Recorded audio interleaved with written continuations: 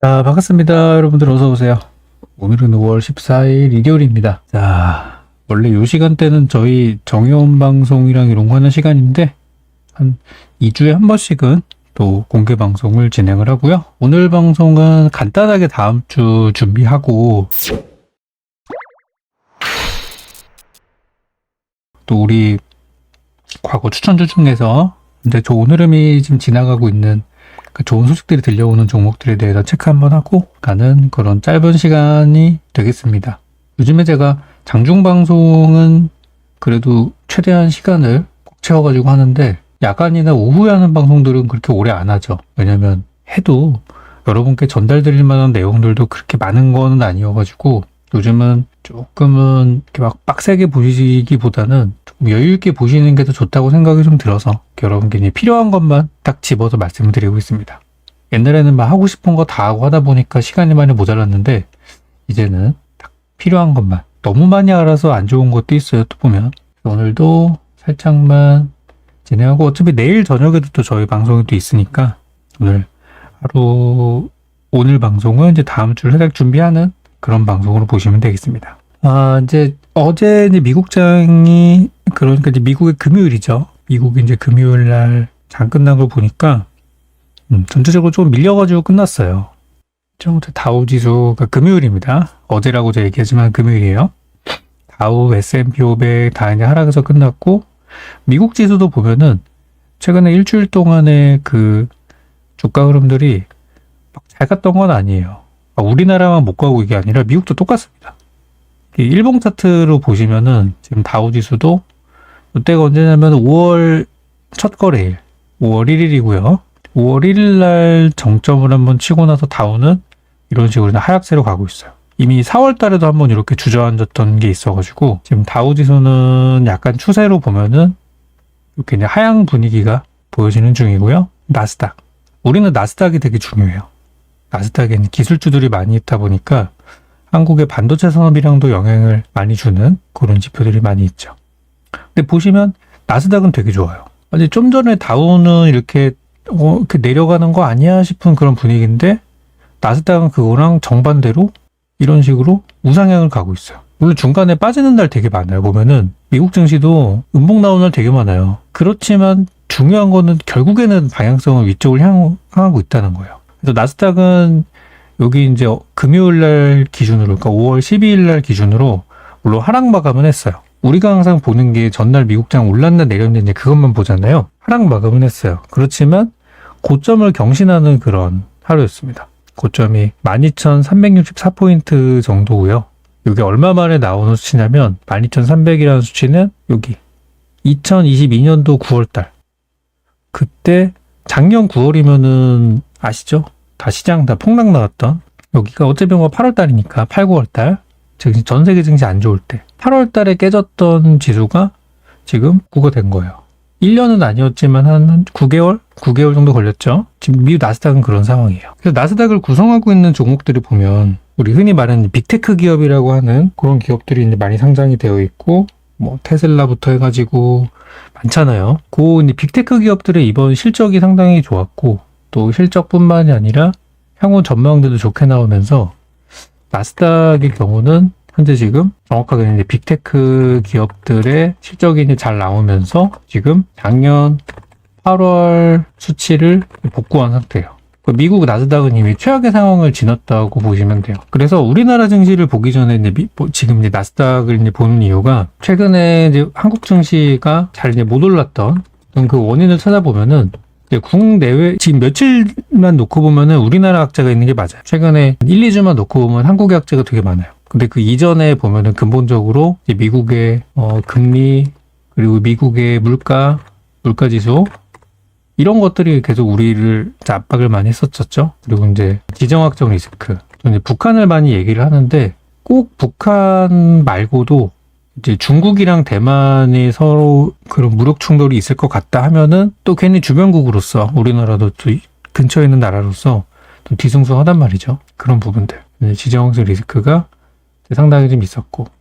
최근에 우리나라에만 있는 악재로 본다고 하면은 흔히 이제 임창정 테마라고 많이 이제 불렀던 소시에테 제네랄 증권발 악재. 그리고 요게 이제 조금 더 이제 파생이 돼가지고, 이제 CFD라고 하는, CFD 악재가 요즘 중소형주 쪽에서는 거의 뭐, 상급의 그런 악재가 되고 있는 상태인데요. 이게 CFD는 뭐냐면 파생입니다.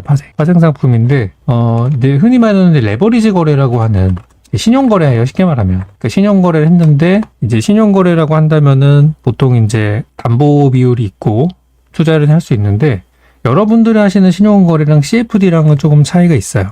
여러분들이 신용거래하면은 보통 뭐 증거금 몇 프로 그런 게 있잖아요. 종목마다 보시면. 여기 뭐 VTGMP 같은 종목은 증거금률이 40%면은 여러분들이 이제 신용을 쓰신다 그러면은 이 회사는 증거금 40%. 그러니까 40% 정도의 금액만 있으면 내가 100%를 살 수 있다는 거예요. 그러니까 보통 이제 2배 정도로 신용으로 보시면 되는 거예요. 근데 뭐 신용 등급에 따라 물론 다르긴 합니다만. 그래서 그 신용 융자 그 군이 뭐 A군이냐 B군이냐 이거에 따라 좀 틀리긴 합니다만 어쨌든 그 정도인데 그게 문제라고 하면은 우리 증시 종목들이 이렇게 폭락이 나오지 않아요. 근데 CFD 쪽은 이제 뭐가 문제냐면 쟤네는 일반적인 신용 거래 곱하기 한 10이라고 해야 될까요? 이게 종목마다 달라요. 종목마다 다르긴 한데 이게 레버리지 10배까지 된다고 하더라고요. 그러니까 CFD를 통해서 거래를 하신다 그러면은 증거금 10%만 있어도 거래를 할 수 있는 거예요. 그래서 저게 문제가 되는 겁니다. 그러니까 증거금이 40% 정도 있으면은 증거금 40% 가지고 신용을 쓰면은 종목이 떨어지더라도 어느 정도는 버틸 수 있어요. 근데 증거금이 10%만 가지고 증거금 10%만 가지고 90%를 대출로 껴가지고 신용거래를 하게 된다면 주가가 40%대보다는 훨씬 더 민감하게 반대매매가 발생을 하겠죠. 한 뭐 4배 정도로 더 민감하다고 보시면 되겠죠. 뭐 40%를 가지고 거래했을 때 주가가 뭐 한 30% 40% 빠져도 괜찮다 그러면은 이렇게 거래했을 때는 10%만 빠져도 이미 임계상황에 도달했을 가능성이 큰 거예요. 물론 계산기를 제가 두드려보진 않았습니다만. 그래서 요즘에 이제 반대매매가 터지는 게 이것 때문에. 근데 이거는 이제 일반적인 우리 개인 투자자분들께 해당되는 것들보다는 이제 요거는 뭐 보통 연말에는 양도세 이런 문제 때문에 보통 이제 거래들을 많이 한다고 하는데 근데 지금 고액 자산가들을 위한 상품이라고 많이 알려져 있어요. 그러다 보니까 개인 투자자들이 그냥 한 뭐 1,000만 원 가지고 이런 파생을 했다. 여러분 파생 선물해 보신 분들 많이 계시죠? 거의 비슷해요. 선물도 뭐 10배까지 땡길 수 있잖아요. 이리저리만 하다 보면은. 그러면 1,000만 원 가지고 여러분들이 파생하다가 뭐 손실을 봐서 이게 제로가 됐어요. 0이 됐어요. 그렇다고 해서 우리 증시가 무너지진 않아요. 근데 지금 문제가 되는 거는 이 CFD 계좌가 일반 그냥 소액 개미들 계좌가 아니라 흔히 말하는 고액 자산가들의 계좌들이 상당히 많다는 거예요. 그래서 지금 계속 뉴스가 나오는 게 이런 거예요. 증권사에서 이 3,400개가 되는 CFD 계좌 전수 조사하겠다. 물론 뭐 작전 세력들도 있을 거고요. 돈 많은 사람들도 있을 거고 아무튼 이런 계좌가 지금 점검을 하고 있대요. 2개월 내 점검 완료 목표를 하고 있다니까 뭔가 구린 게 있는 쪽에서는 빨리 현금화를 좀 하겠죠. 이거 괜히 들고 있다가 이거 뭐 걸려가지고 불법 사안이 밝혀지느니 정리를 하겠죠. 그래서 실제로 지금 반대매매가 그 증시 하락으로 인해서 반대매매가 나오는 거 일부가 있고 나머지는 수사를 피하기 위한 이제 매도 물량이 이제 있는 거죠. 그래서 이게 지금 중소형주 쪽에서 뭐 대형주에도 있을 거예요. 중소형주뿐만 아니라. 이거에 대해서 지금 2020년도 1월달 폭락이 나왔을 때부터 올해 4월달까지 조사를 한다고 합니다. 그래서 지금 이제 통상적인 경우는 한 3개월 반 정도가 소요가 되는데 지금 특별 점검팀을 만들어가지고 2개월 안에 마무리를 한다라고 하고요. 그리고 필요한 경우 계좌 교체를 본격화된 2016년도까지 점검 기간을 확대해서 예전에 있었던 것까지 이제 소급 적용을 할 수 있다는 거예요. 시장 감시 및 조사를 기한 없이 강도 높게 지속할 생각이다. 그래서 이것 때문에 지금 이제 중소형주 이상한 뭐 흔히 말하는 작전주 같은 것들, 작전주 이런 것들이 지금 난리가 난 거죠. 갑자기 한가 나오고 영문 모를 한가가 나온 게 이것 때문이에요. 뭐 악재가 있어서 한가라기보다는 이런 데 연루돼 있는 그런 종목들이라는 거죠. 그래서 이제 최근에 트렌드가 그러다 보니까 이제 우량주나 또는 이제 바닥주 이런 것들을 이제 선호하는 현상들이 좀 나오고 있는 그런 분위기로 조금씩 가고 있어요. 모든 사람들이 우량주를 선호하는 건 아닙니다. 아직까지는 소수의 사람들이지만 선호 현상이 점점 이제 확대가 되고 있고 그리고 뭐 여전히 급등 테마주 하는 분들은 여전히 이제 그쪽에서 놀고 있는 중이에요. 그렇지만 이제 우량주나 바닥주를 좋아하는 사람들이 조금씩 늘어나고 있다는 게 이제 현재 하락장을 겪은 이후 우리 투자자들의 어떤 변화된 사안이라 볼 수 있겠습니다. 그러니까 되게 안타까운 부분이에요. 이거는 왜 그러냐면 이번에 그 위믹스 코인 사태를 많이 아시죠? 이 민주당의 김남국 의원이 지금 뭐 탈당했습니다만 코인을 가지고 이제 큰 돈을 벌었다. 뭐 벌 수도 있죠. 그렇죠. 투자 잘해가지고 벌 수도 있잖아요. 근데 이제 뭐 여러 가지 이유가 있다 보니까 그런 부분들이 이제 어떤 조사의 대상. 아니 어떻게 기가 막히게 저점에서 그렇게 수십억을 때려 박아가지고 고점에서 팔 수 있었을까? 이게 좀 쉽지 않다는 거죠. 뭔가 정보가 있지 않으면은 쉽지 않기 때문에 이것 때문에 지금 요즘도 코인판도 좀 뒤숭숭해요. 코인판도 뒤숭숭한 상황이에요. 그러니까 이런 게 이제 우리나라에만 있는 악재예요. 어떻게 보면. 지금 보여드렸다시피 나스닥은 지금 작년 악재를 딛고 지금 올라가고 있는 중입니다. 열심히. 그럼 여기 나스닥에서 좀 최근에 힘이 좋았던 종목들, 잘 가고 있는 친구들, 대부분이 아실만한 종목들이에요. 제 구성 종목 클릭했는데 지금 좀 안 나오는데 오늘 아실만한 종목들은 뭐 아마존도 있고 마이크로소프트도 있고 웬만한 기업들 보면은 뭐 다 나스닥이 좀 있죠. 아무튼 이쪽이 이제 우리나라랑 연결되는 부분들이 많아서 한국한테도 좋은 거거든요. 나스닥 지수가 좋아진다는 거는 한국 증시한테도 좋은 부분인데 이런 이제 우리나라만의 악재가 갑자기 터져버리면서 요즘에 증시가 빨리 가지 못하고 그런 부분들이 조금 좀 아쉬움이 좀 있어요. 여기 나스닥 종합지수를 좀 보여드릴 텐데요. 사실 나스닥은 지금까지 2008년도 금융위기 리먼 사태가 터지고 나서 뭐 폭락 구간들이 있었고 2011년도 미국 신용등급이 강등됐을 때 한번 주저앉았었고 2015, 16년도 때도 한 번씩 유로존의 위기가 터졌을 때 그리고 18년도에 이때 이제 미중 무역 전쟁이 터졌을 때 2020년도에 코로나가 터졌을 때 그리고 작년에 이제 러시아 전쟁과 미국 금리 인상 지금까지 이름만 대면 알만한 그런 위기들을 겪어왔음에도 불구하고 지금까지 다 우상향을 했어요. 지금도 이제 빠르게 회복이 되고 있죠. 그래서 장기 투자는 나스닥이 하라는 얘기가 이제 그래서 나온 거고요. 뭐 애플을 사라, 테슬라를 사라는 것도 다 그런 뜻으로 보시면 돼요. 왜냐면 얘네들은 장기 우상향을 해왔기 때문에. 근데 이제 그럼에도 불구하고 이제 2020년도에 좀 상승폭이 상당히 컸다 보니까 그 후폭풍을 작년에 겪었고 지금 이제 추스르는 중이죠. 어느 정도. 그렇지만 이제 이 분위기로 봤을 때는 우리나라가 나쁠 게 사실은 별로 없는 한국 증시로 보게 되면은 한국 증시는 나스닥을 이제 완전히 추종하지는 않지만 그래도 방향성은 대충 비슷하게 가는 그런 증시예요. 우리나라는. 미국 나스닥만큼 막 잘 가지는 않아요. 하지만 방향성은 비슷하게 추종을 하다 보니까 사실은 좀 안타까운 부분들이 있다는 거예요.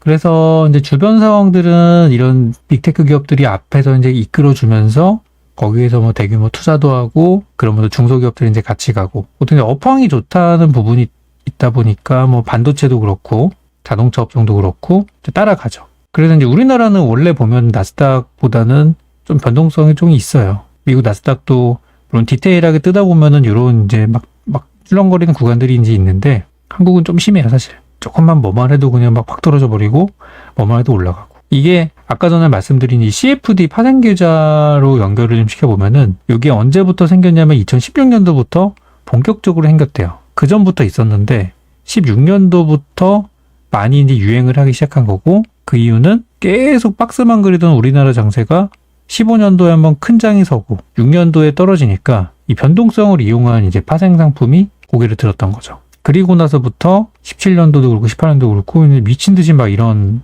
시장이 돼버리는 거예요. 그래서 저는 작년에 시장이 많이 내려갔을 때도 많이 올랐을 때도 내렸을 때도 우리나라 증시에 영향을 미치는 게 한국 증시는 저 신용거래 보통 우리가 이제 신용 잔고 같은 지표로 이제 평가를 하는데 신용거래 때문에 많이 빠지고 많이 올라가는 증시예요. 우리나라는.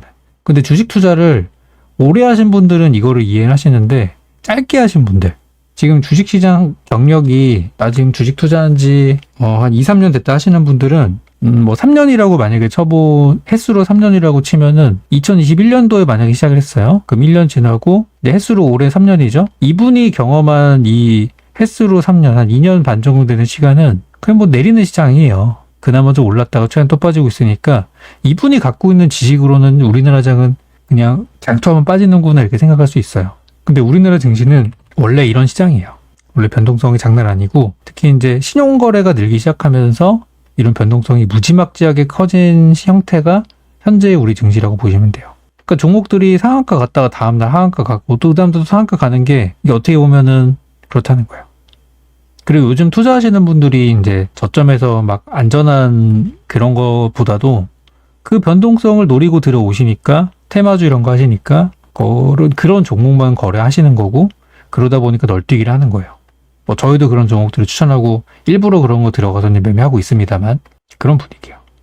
그래서 이 우량주나 바닥주 또 실적주 선호 현상들이 지금 아직도 부족해요. 이런 거를 좋아하는 사람들이 많아져야 되고, 원래는 이런 거를 이제 기관 외국인들이 원래 이런 걸 좀 선호를 하고 많이 사줬는데, 지금은 아직은 때가 아닌 게, 기관 외국인들도 보통 투자금을 받는 게 이제 펀드를 통해서 개인들이 자금을 받아서 이제 투자를 하는데, 개인 투자들이 작년에 한번 해보니까 야, 펀드 넣어놨는데 하락장에서 이거 버티지 못하더라. 그러니까 내가 투자해서 테마주 하니까 내가 산 테마주는 이만큼 올랐는데, 아니 뭐 증권사 믿고 넣어놨더니 이렇게 빠졌더라.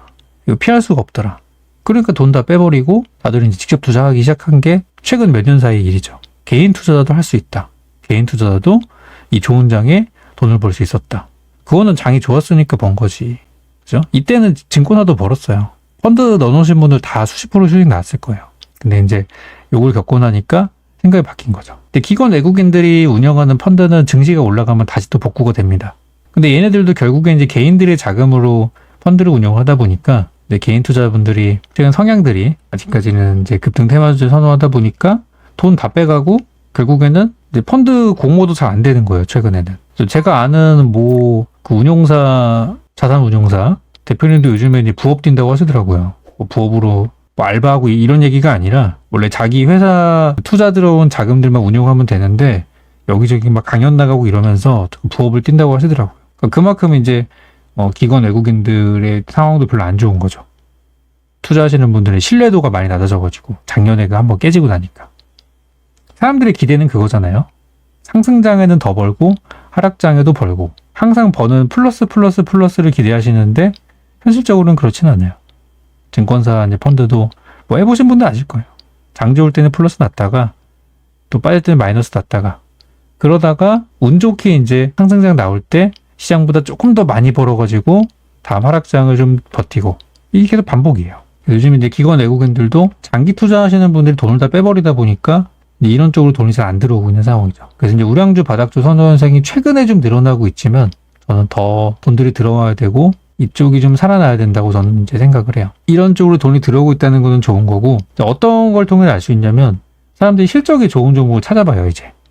옛날에는 뭐 2차 전지 테마만 하더라도 배터리주가 맞냐 아니냐에 따라서 사람들이 선호하는 종목이다 아니다 막 그랬던 적이 있었는데, 이제는 해당 업종이 특별한 게 없어도 일단 실적 한번 찾아보고, 이거 실적 좋은 기업이네 그러면은 좀 투자를 하는 성향들이 좀 많이 나오고 있어요. 그래서 이제 다음 주 우리 이제 또 다음 주 일정은 사실 특별한 건 없어요. 특별한 건 없고, 시황 얘기를 좀 하다 보니까 이제 여기까지 넘어왔는데, 특별한 것들은 없다고 좀 보여지고, 일단 굵직한 내용들은 다 지나갔어요, 이번 주에.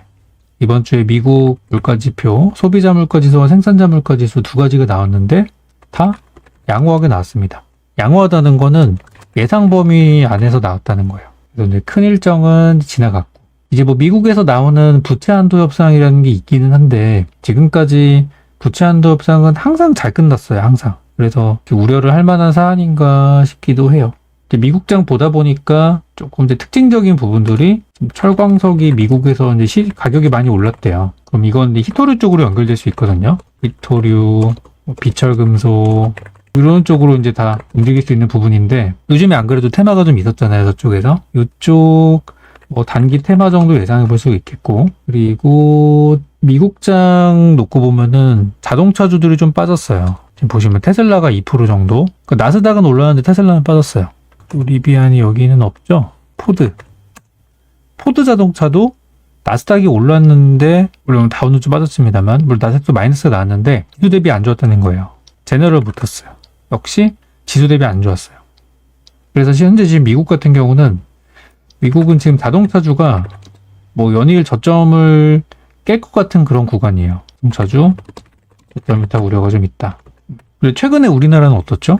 한국 자동차주는 실적 딛고, 또 IRA, 원래 IRA가 자동차주한테는 안 좋다 그랬는데 지금 상황이 개선이 좀 됐잖아요. 한미 정상회담하고 막 그러면서 IRA 약제가 호재가 돼버리면서 요즘에 이제 우상향을 하고 있죠. 한국 자동차주 같은 경우는. 미국이랑 좀 사정이 달라요. 그런 부분들이 있고.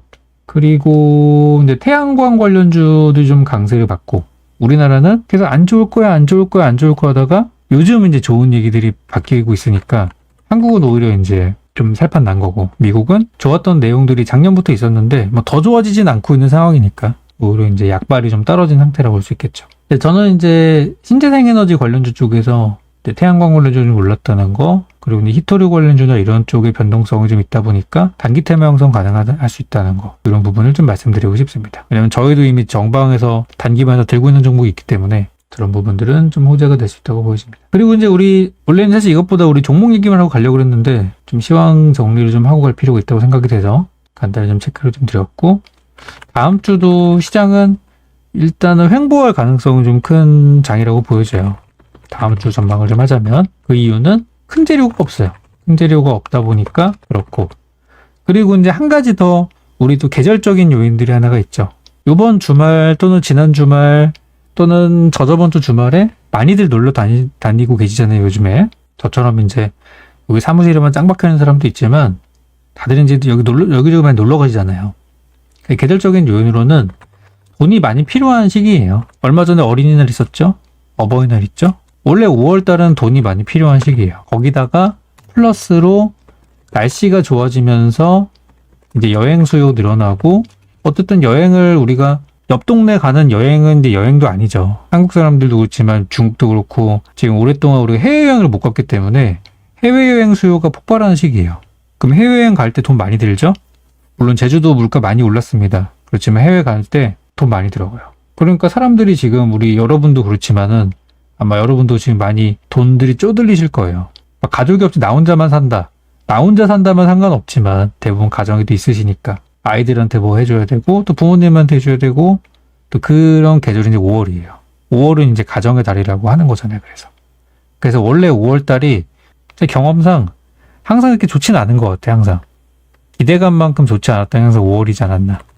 5월엔 팔아라 이런 얘기들도 있어서 그런 것도 있는데요. 작년 5월달에 코스닥을 보면은 그렇게 재밌는 장은 아니었어요. 꼭 어린이날 그 전후로 해서 주가가 엄청 빠지죠. 2021년도 볼까요? 21년도 5월달에도 그냥 시작하자마자 그냥 그때 4월 말부터 깨져가지고 6월부터 반등이 나왔어요. 근데 좀 큰 장이 나왔었죠. 그때는 2020년도로 가서 2020년도 코로나 때였는데, 그때는 이제 이미 여기 3월달에 폭락을 한번 줘서 그런가 5월달에 괜찮았어요.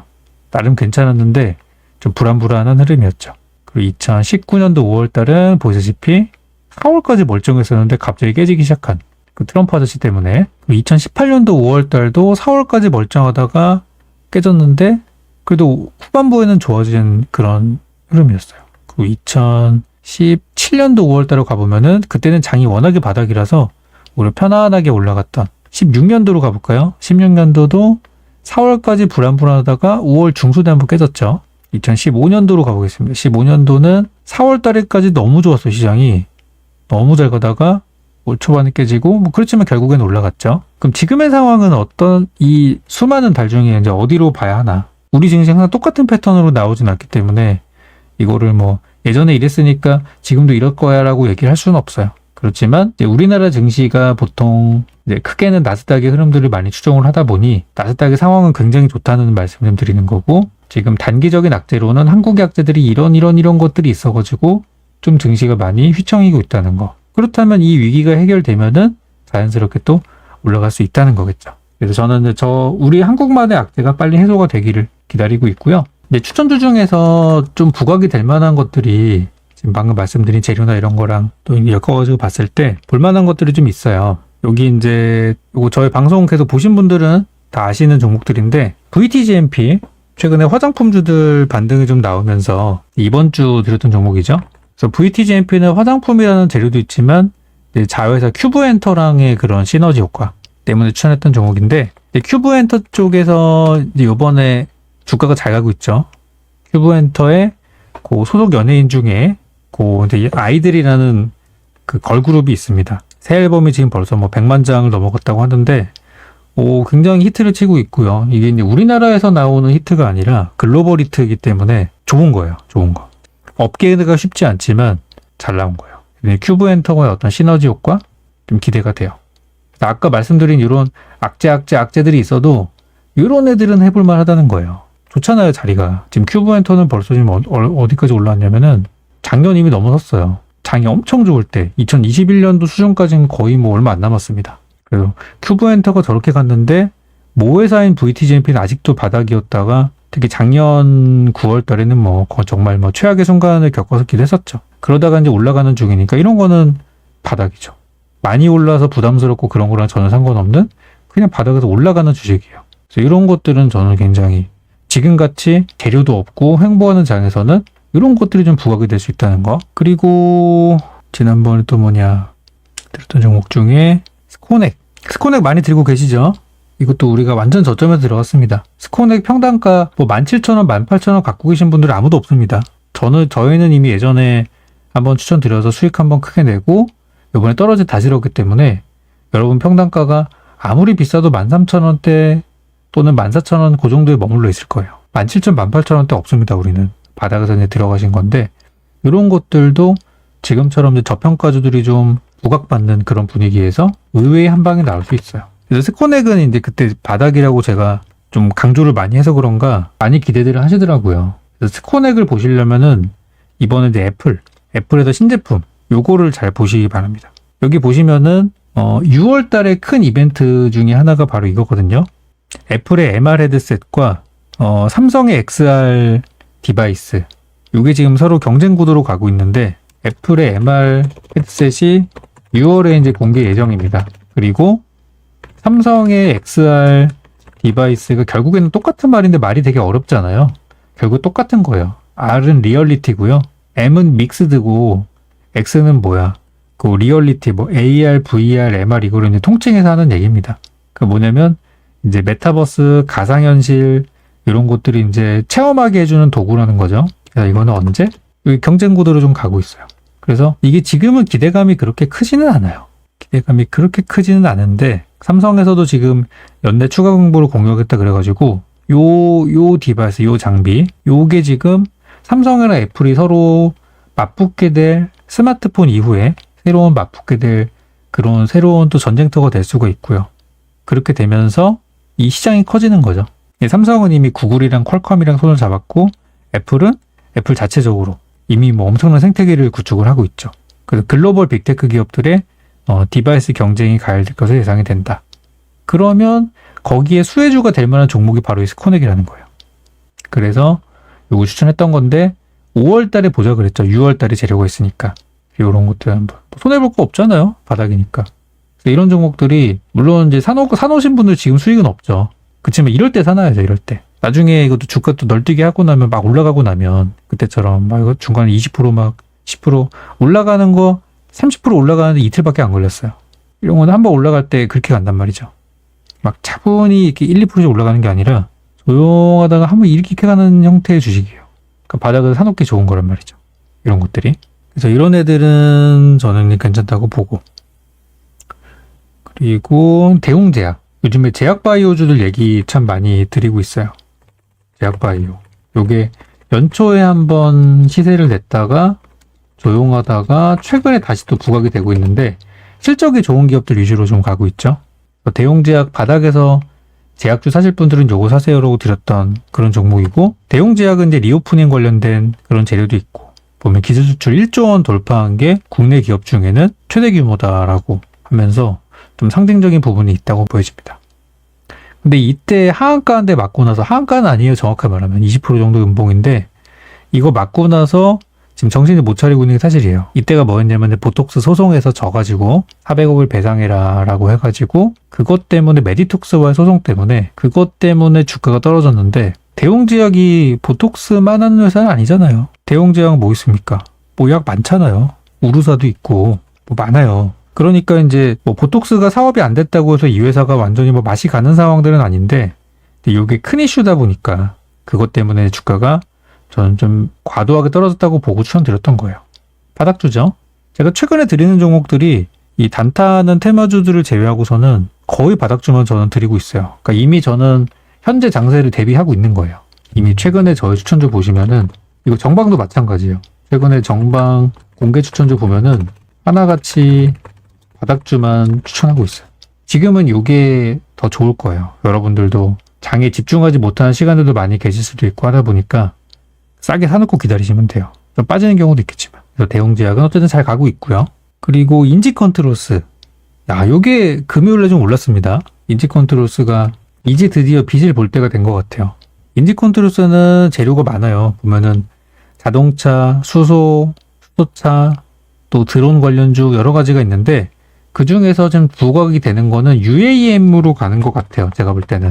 드론 UAM. 요 일정이 검색하면 나올 거예요. UAM 상용화 속도 낸다. 2025년도에 한강 드론 관광 시대가 열린다. 아직까지는 드론 택시 비싸가지고 이거 사고 한번 나면은 정말 큰일 나요. 그렇지만 지금의 상황인 것이고 나중에 미래에는 좋아질 수 있겠죠. 그래서 드론 관련주로 인지컨트로스가 뒤늦게 주목을 받는 것 같은데 인지컨트로스는 사실 자동차 부품주로 봐도 괜찮은 재료이기 때문에 주가가 이제 또 올라가는 게 저는 이상하지 않고 10,000원 이상 충분히 뚫고 갈 거라고 봅니다. 이런 것들이 악조건 속에서도 지금 기대가 되고 실제로 잘 가고 있는 기업들이에요. 더 빠진 종목들은 없습니다. 자리 잘 지키고 있죠. 이런 쪽에서 수익 내시면 됩니다. 그리고 뭐 바이오제약주 현대약품 이런 거는 계속 말씀드리고 있지만 괜찮아요. 지금 현대약품이 금요일날 뉴스 나온 좀 빠지긴 했는데 뭐 장이 안 좋아서 빠졌다고 저는 보여져요. 여기 이제 보면은 그 알츠하이머 요 치료제에 대한 임상 시험을 공개를 했는데 기대했던 것보다 좀 안 좋게 나왔어요. 결과가 통계적 유의성에 도달하지 못했다고 해서 그 치매 치료제 재료는 조금 이제 안 좋게 된 거죠. 기대했던 게. 그것 때문에 좀 떨어졌는데 시간외에서는 또 무너지진 않았어요. 왜냐면 현대약품이 뭐 치매 재료로 가는 기업은 아니잖아요. 제가 추천드릴 때 뭘로 드렸죠? 탈모로 드렸잖아요. 탈모. 그래서 이제 알츠하이머 치료제 임상은 안 좋게 나왔는데 회사가 그렇다고 해서 이 투자를 멈추는 게 아니라 계속 할 거예요. 근데 지금 결과는 안 좋게 나와서 그것 때문에 하락을 한 건데 저는 현대약품은 탈모로 보고 있습니다.